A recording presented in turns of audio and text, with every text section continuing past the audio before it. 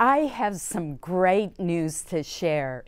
Today, the Secretary of Transportation, Ray LaHood, called me to tell me that he had expedited all of the paperwork, cut through the bureaucratic red tape to ensure that the $20 million in federal funding that had been promised toward the replacement of the Memorial Bridge between Maine and New Hampshire will be forthcoming.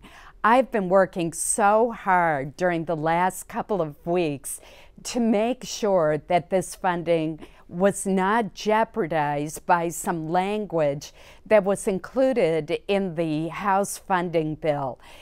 That language would have revoked funding that was not legally secured before a certain date.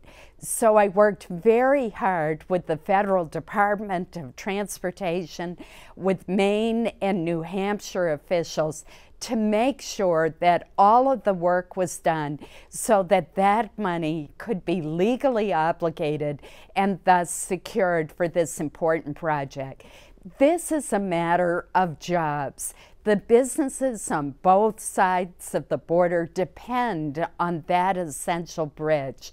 Workers every day use that bridge to get to the Kittery shipyard that is so important to the economy of southern Maine.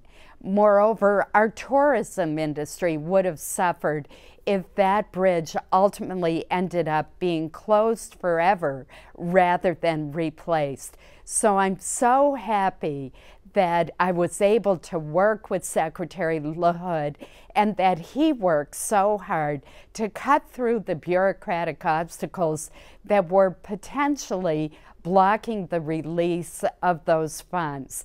This is great news for the state of Maine, for our economy, and for jobs for our state.